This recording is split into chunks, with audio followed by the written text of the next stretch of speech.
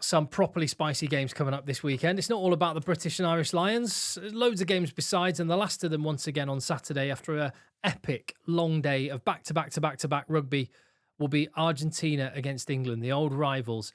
England having just taken 5th place in the world rankings from Argentina and handed it to them as well in La Plata.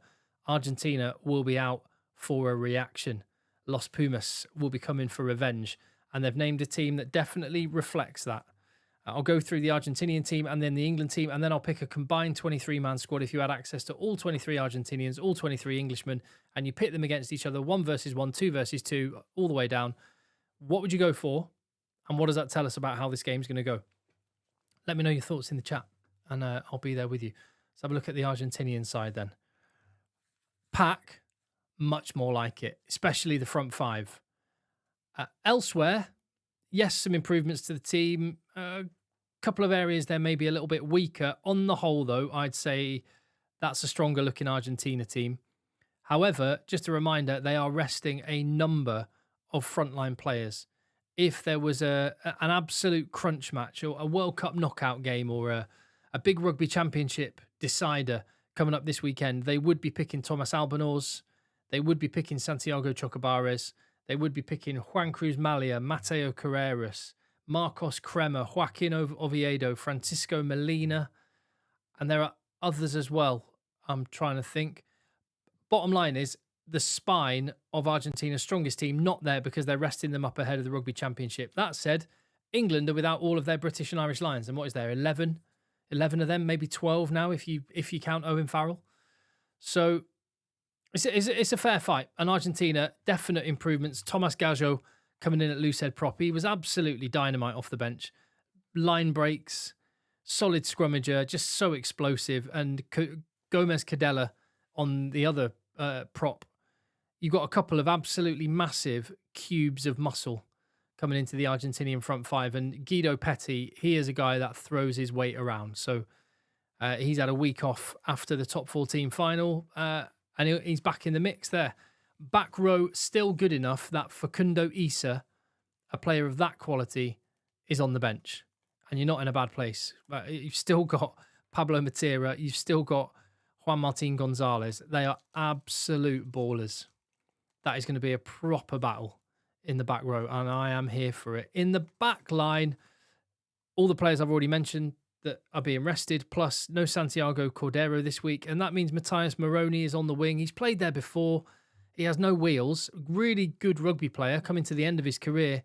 So reliable for Argentina over the years, but, I mean, not an elite winger. Bit of a square peg in a round hole. There are wheels elsewhere, though. Sinti is rapid. Mendy, I mean, he's had 3 caps and scored 4 tries for Argentina. He looks absolutely class.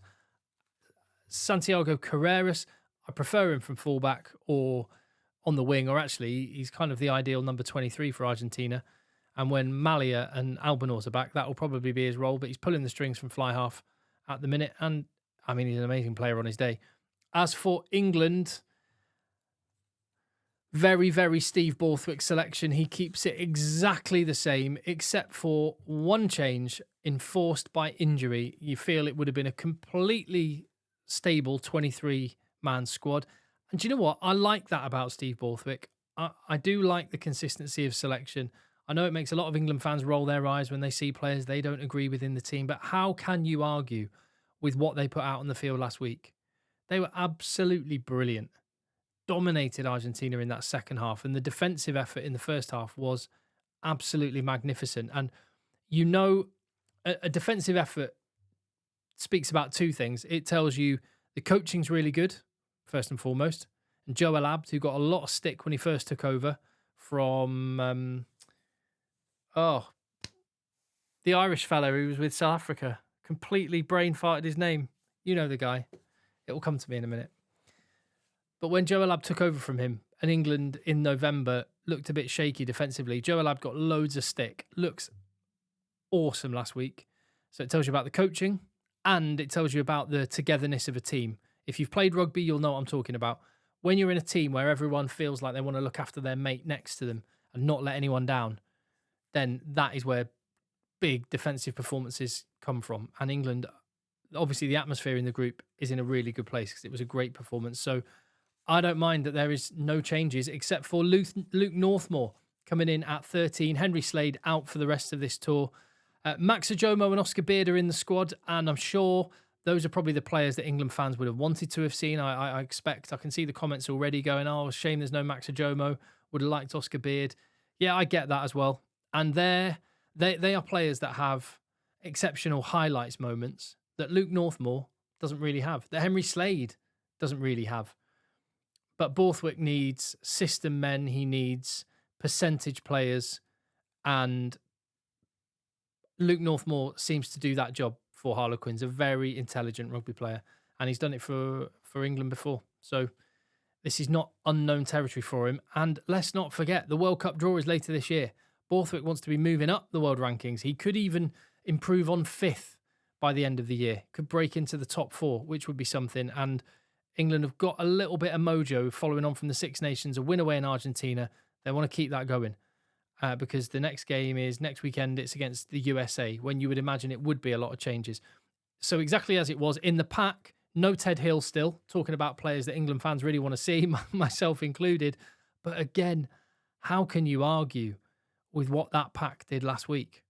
And when I say the pack, yes, I'm talking about Ben Curry, Sam Underhill, Tom Willis, who were magnificent. But Dombrandt, even Alex Dombrandt, who I've been critical of, a lot of England fans have rightly been critical of, he was really good off the bench. He looked like he was running hard and direct.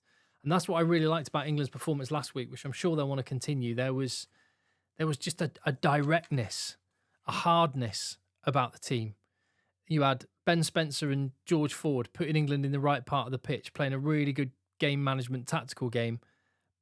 But then everything attack-wise seemed to click, but it all came from winning the collisions.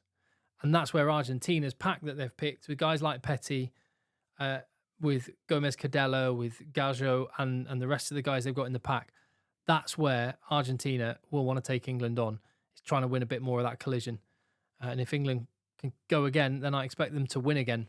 A combined 23-man side, it's really tough, this one. This is what I came up with. So again, a reminder, this is me picking 1 versus 1. So Thomas Gajo against Finn Baxter, I go for Gajo. Number 2, Montoya against Jamie George, both brilliant. I go for Julian Montoya.